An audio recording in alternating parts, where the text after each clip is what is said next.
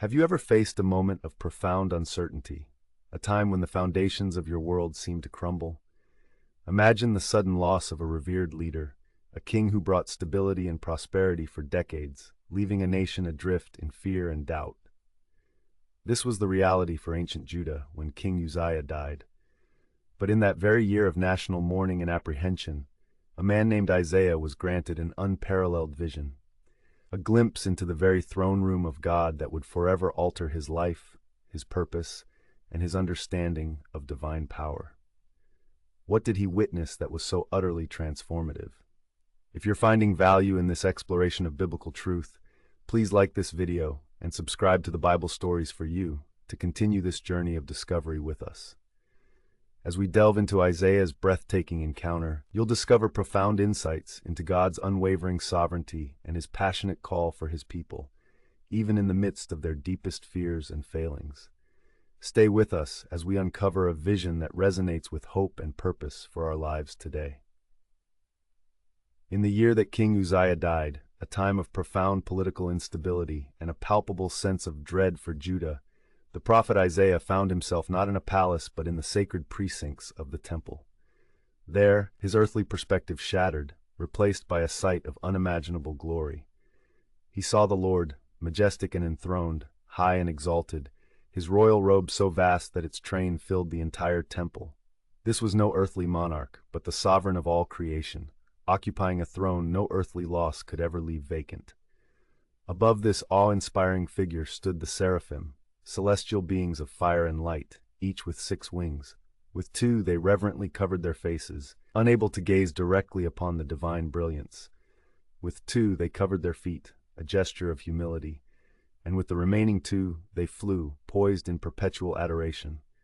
Their voices, like a cosmic chorus, echoed through the temple, shaking its very foundations as they proclaimed, "Holy, holy, holy is the Lord Almighty, the whole earth is full of his glory." This triple declaration was a profound theological statement affirming God's absolute purity, his complete separation from creation, and his inherent majesty. The very air vibrated with his presence, and the temple filled with the smoke of his glory, a tangible manifestation of his consuming power. In the face of such overwhelming holiness, Isaiah's immediate reaction was one of profound self-awareness and utter despair. "Woe to me," he cried, "I am ruined. For I am a man of unclean lips, and I live among a people of unclean lips, and my eyes have seen the King, the Lord Almighty." His vision of God's perfection starkly illuminated his own human imperfection and the sinfulness of his nation. This was no casual acknowledgement of fault. It was a deep, soul-wrenching conviction, a recognition that his very being, particularly his words, the instrument of a prophet, were defiled in the presence of unblemished purity. This moment powerfully contrasts with human pride, revealing that true humility begins with seeing ourselves in the light of God's infinite holiness. Yet God's response to Isaiah's confession was not condemnation, but cleansing.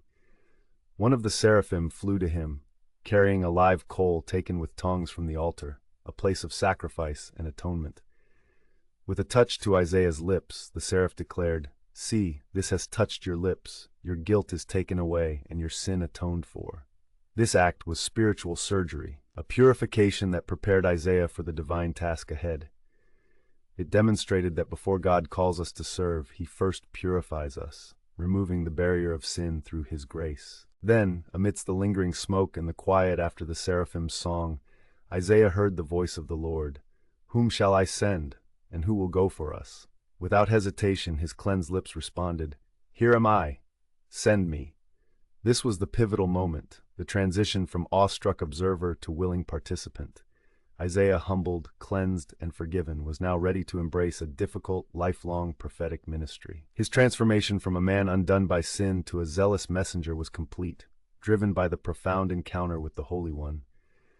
This vision, while given to Isaiah, also offers a glimpse into the glory of the pre-incarnate Christ. For as John 12:41 reveals, Isaiah saw Jesus' glory. It is a powerful reminder that even when earthly leaders fall, the true King, the Lord Almighty, remains eternally on his throne, sovereign over all. Isaiah's vision teaches us a timeless truth. No matter the turmoil in our world, God remains enthroned, utterly sovereign and holy. His encounter reminds us that true purpose emerges not from our own strength, but from a profound awareness of His holiness, followed by His gracious cleansing and an obedient response to His call. Just as Isaiah was changed forever, so too can our lives be transformed when we truly comprehend the majesty and mercy of our unchanging God. Let us seek His presence, allowing His holiness to reveal our need, and His grace to empower our service.